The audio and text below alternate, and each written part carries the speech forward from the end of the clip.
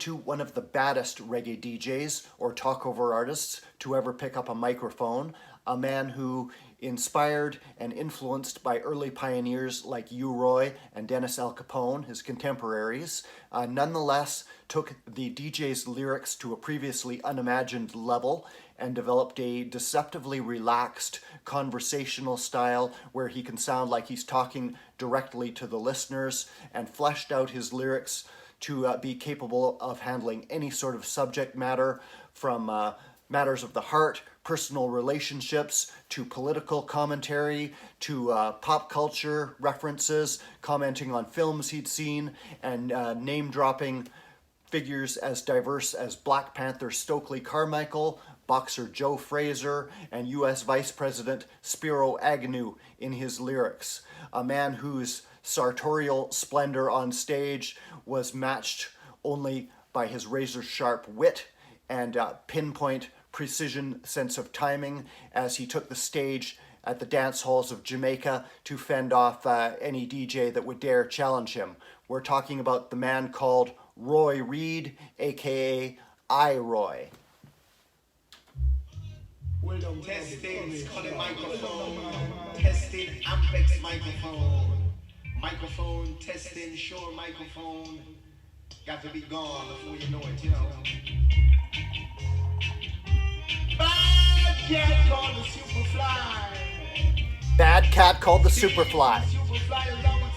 Scene from Superfly, as I would say. You got to watch this.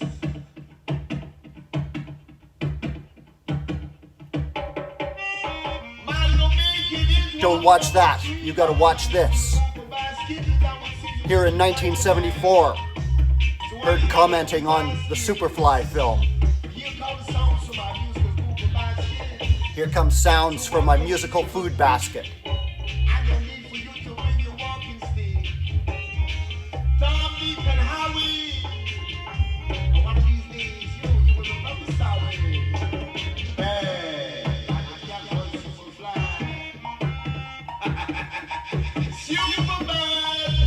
Super bad.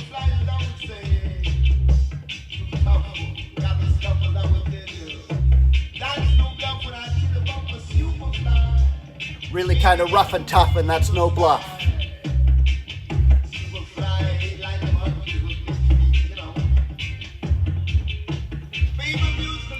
Roy Samuel Reid was born in 1944 in rural St. Thomas, Jamaica. He went to technical college, and following this went to work for the government as an accountant in their customs and excise department. His better than average educational background, plus the comfortable disposable income his job as a civil servant provided him, maybe afforded him some advantages his contemporaries did not have as he gravitated toward the world of music, in particular the sound systems, which would run open-air dances all over the island. Around 1966, Roy started his own sound called Soul Bunnies, which would play dances around Rose Lane in downtown Kingston on Friday nights. He would play the records, maybe make some announcements, begin to develop his stage patter. With his comfortable income, he developed a love of fine clothes. He would cut a dashing figure on stage to the point where later on producer Bunny Lee would nickname him Knits for his love of imported Italian fine clothes. Following this, his growing reputation on the microphone would see him join other sounds. He would link up with one called Sons Jr., which had a formidable arsenal of specials purchased from Cox & Dodd's Studio One. From there, Roy became the lead DJ on Rudolph Ruddy Redwood's Supreme Ruler of Sound, a much higher profile set. Rudolph Ruddy Redwood was one of the ones whose experiments led to the development of dub, and he was known for his supply of specials purchased from Duke Reid's Treasure Isle label.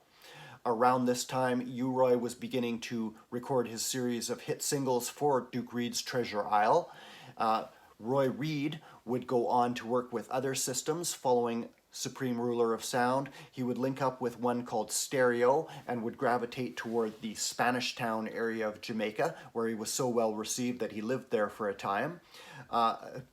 Music producer based in Spanish Town was named Harry Moody and would be the first to record Roy Reid doing his DJ chat on record, recording some sides of his rhythm tracks that would end up as songs with names like Let Me Tell You Boy, which became the name of one of his rhythms, The Drifter, another well-known rhythm which would be versioned many times over the years, and the one we're about to hear, Musical Pleasure. Producer Harry Moody would credit these tunes as I, Roy, in reference to you, Roy, who was having that great success with his singles at the time. Here we hear a very early I, Roy on the microphone. You can hear the influences of you, Roy, and Dennis Al Capone with his very early chat on Musical Pleasure.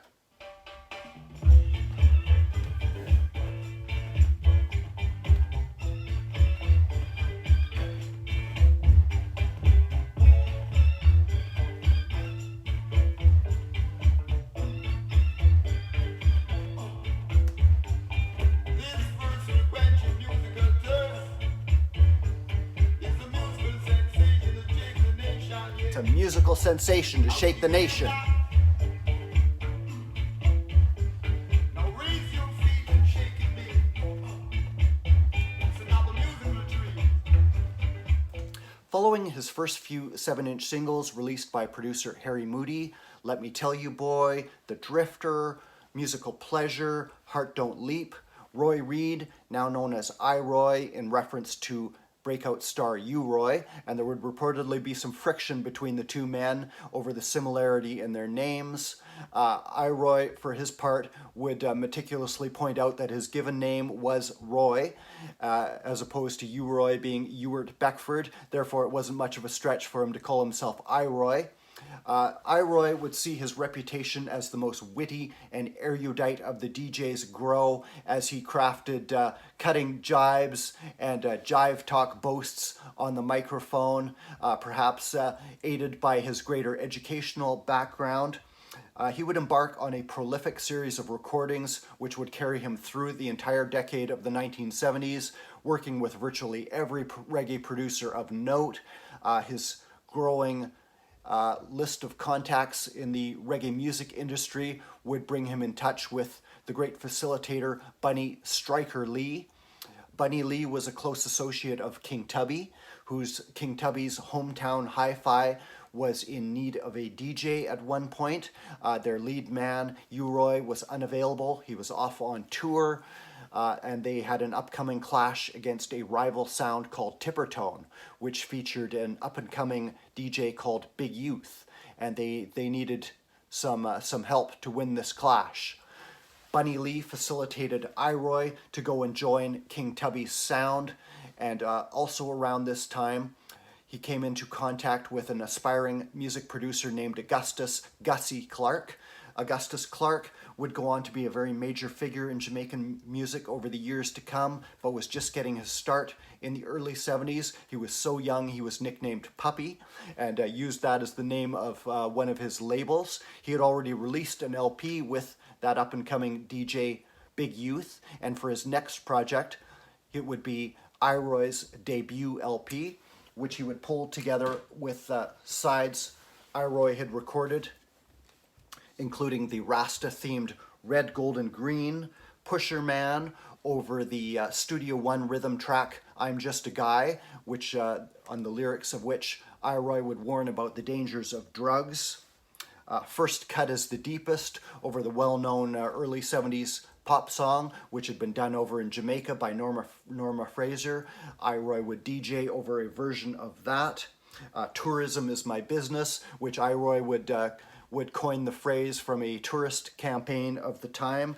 The LP would be issued in 1973 as Gussie presenting I-Roy, with I-Roy cutting his usual strikingly dressed figure in a pink suit in the Botanical Gardens in Kingston, Jamaica, with his walking stick, always dressed to the nines, dressed to impress. One of the hits on here Perhaps Iroy's first sizable hit would be Black Man Time over a rhythm track originally laid down by Lloyd Parks under the name Slaving. This featured kind of a humorous spoken intro between Iroy and Gussie Clarke, posing as an admirer of Iroy's work on King Tubby's hometown hi-fi before hitting him up for some spare change. Wow! Yes, star, the man in my right. Side. I'm on side, the man I hear the man I play Tubby's hi-fi more time. The man sound hard in a star. Yeah, well, King Tubby's I want sound a really wild, man, I tell you, you know. King Tubby's sound are really wild. I'm gonna beg the man at 10 cents, you know? 10 cents. You know, I'm 10 on cents. stick oil, you know? Right now, I'm gonna support that, you know, but if it's food, I'm gonna give food for thought. Yes, sir. If it's food, I man give food for thought. More time, yeah. Love you.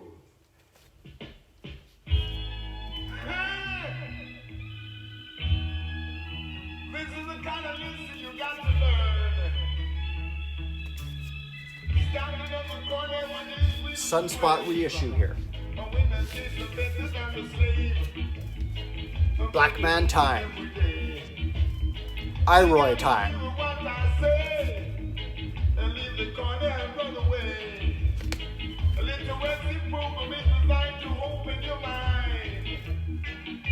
So you can feel it away and get the job and feel so fine. Instead of begging on the corner every day. You hear what the brother said. Do-ding, do-ding. 1973 would see the release of Iroy's debut LP, Presenting, put out by producer Augustus Clarke, but Iroy would also continue a prolific swath of recordings for various other producers of note, releasing 7-inch singles with the likes of Lloyd Daly, Rupie Edwards, recorded Space Flight for Lee Perry. Also in 1973, his second LP would be released, Hell and Sorrow, released in the UK on Trojan Records. This is original copy, and this would carry a production credit of Roy Reid, Iroy's real name. Notable tracks on here would be Monkey Fashion, where Iroy DJs over the Royals classic Pick Up the Pieces. Also Buckin' the Preacher, Iroy the Film Buff, commenting on and plugging a recent movie he'd seen, a Western movie, bringing in pop culture references. There's also some quite dubwise treatments applied to the mix on this LP. At this time, he was also continuing to perform live for King Tubby's hometown hi-fi when lead DJ U-Roy was not available. However, it was on one such occasion that the normally unflappable Iroy came up against the darker side of the dance halls at the time. The dance was patronized by Papa Three Card, a known predator of women, and one night U-Roy was performing live on the mic when some patrons informed him that an assault was taking place. Papa Three Card had dragged a woman behind a speaker box and an assault was in process. Iroy intervened to try and stop the act from occurring, to try and help the victim, but the incident left him badly shaken, badly rattled. He had to tell King Tubby that he would be there for him in a pinch if he needed, but that he had to step back from performing on the sound. He couldn't be in that environment any longer. His recordings continued. 1974 would see the release of Many Moods of Iroy, which also came out on Trojan Records, just a CD copy here. This included another strong selection of sides by Iroy, also included him singing for the first time on There Must Be a Way, and doing a pretty creditable job of it at that, one of the first DJs to turn singer. The success of these LPs led Iroy to spend an extended period of some months in the UK in 1974, where he would perform live at the Roaring Twenties Club, appear on sound systems. Here we're going to hear him on a tune called Sound Education, released by producer Jimmy Radway, where we see Iroy's growing social consciousness. It's quite a political side of Iroy as he champions literacy.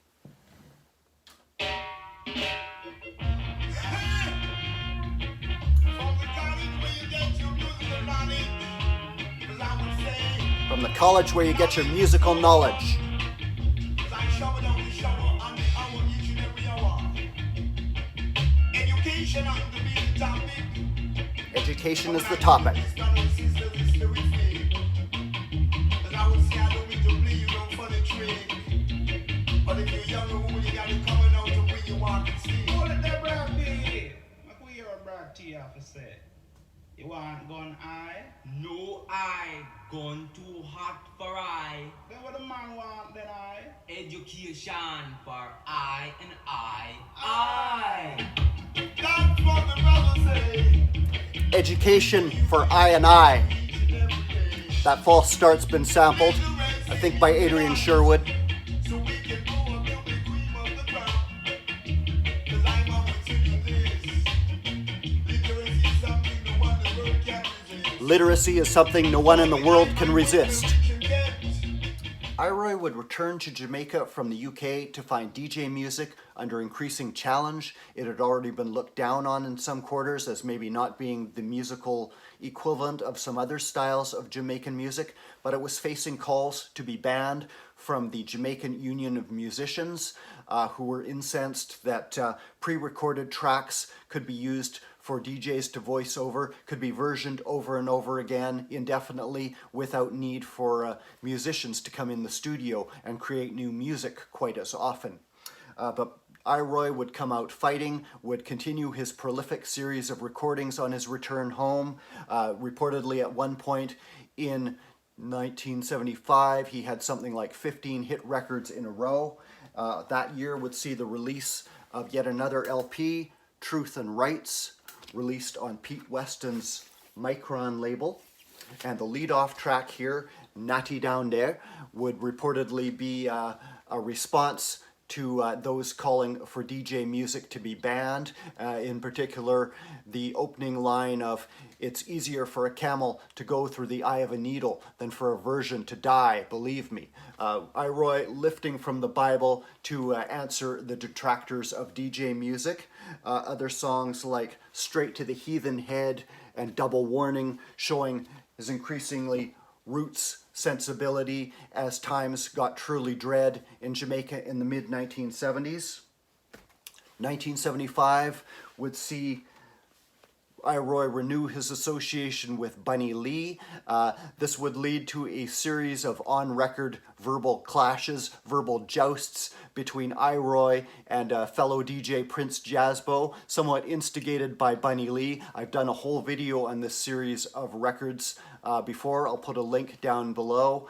But basically, Roy gleefully threw himself into the task of skewering any opponent on record who came forward to challenge him, disposing of Prince Jazzbo and taking on anyone else who cared to have a go at him on record. Apparently the feud, mostly in fun. Roy and Jazzbo, no true hard feelings between them. They would even do some recordings together later on. Also, in the mid-1970s, Roy would begin a residency at the Channel 1 studio run by the Hukim brothers.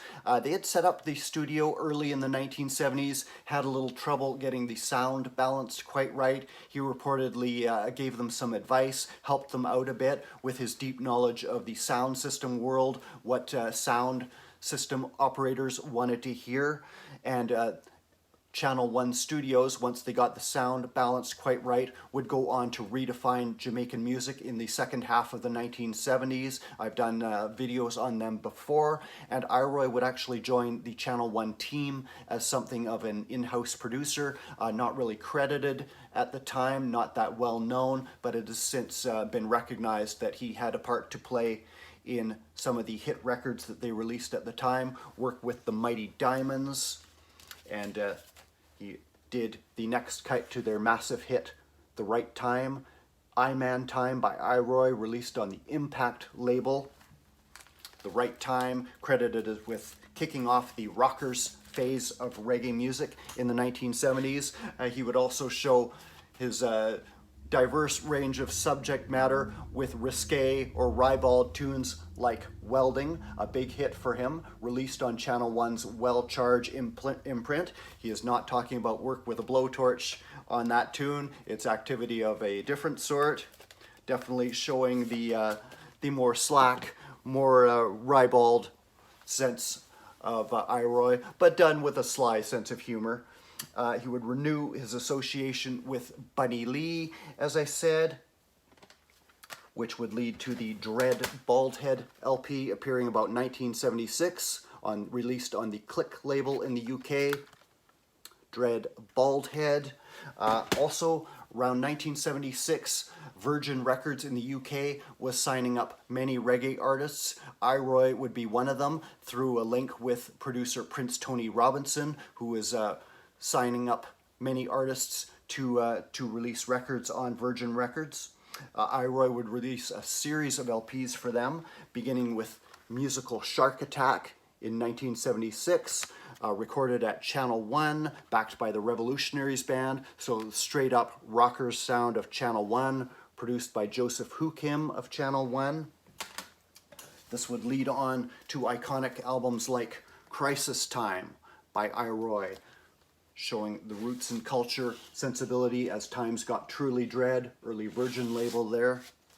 Almost entirely Rasta and social commentary themed, Rootsman Time, African Talk, the title track, Equality and Justice, showing Iroy's strong social sensibility at this time. He also did a song called Sufferer's Song, where he readapts the Bible to say, the capitalist is I shepherd, I shall always want, and definitely showing his social sensibilities at the time. Heart of a Lion would appear in 1978. Recorded several LPs for Virgin Records, this time on the iconic Frontline imprint. Again, strong roots and culture sensibility. The General would appear in 1979, would include a full-length dub LP as Virgin's marketing gimmick at the time. Again, produced at Channel 1 Studios, self-production this time, Roy Reid. Series of LPs for Virgin would also include Wappin' Bappin', this time credited to Roy Reid, which would appear around 1980. See him diversifying his sound to incorporate influences of US rap, R&B, and would see production by Dennis Bovell. 10 Commandments, unusually a picture disc here, on yellow vinyl with a picture disc. This appeared 1980 and was entirely composed of Iroy DJing Bible verses over tracks from Bob Marley's Exodus album, as played by Canadian band Chalawa. 10 Commandments, 10 tracks, 10 Commandments. 1980 would also see Iroy name-checked on Linton Kwesi Johnson's Bass Culture LP, where he refers to the mighty poet Iroy was on the wire. But the 1980s saw Iroy, even as he continued work on his Turbotronic sound, the sound of DJing was changing as the dance hall style came into favor. The older DJs maybe running out of their lyrical stock. He would continue recording, not quite so prolifically as before, maybe not quite so successfully. He would unfortunately run on some hard times in the 1990s, ill health. He was reportedly destitute. 1999, unfortunately, would see the mighty Iroy succumb to heart failure a mere month or so after one of his sons was killed in prison. Iroy had suffered through poverty, homelessness, lack of remuneration for his many records, a real tragedy for how much he gave to the music. I'm going to leave you with a song called Sidewalk Killer, released at his prime. The song has been used in one of the Grand Theft Auto games.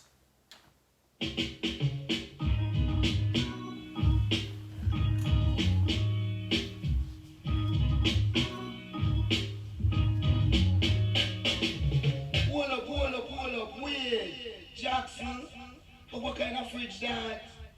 Well, don't be unhappy, for here comes the original copy of the sound called the Sidewalk Doctor. Step it, Tessa. Roy the Sidewalk Doctor, Tell me that you're frozen like whiskey thrown in a bourbon. the Sidewalk Killer, for some fantastic compilations of his work, including the one we're playing from right now, Blood and Fires, Don't Check Me with No Lightweight Stuff.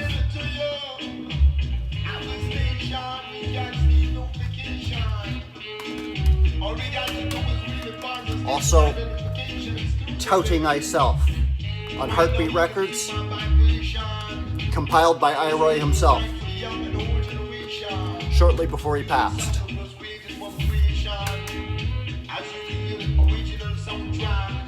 Original soundtrack.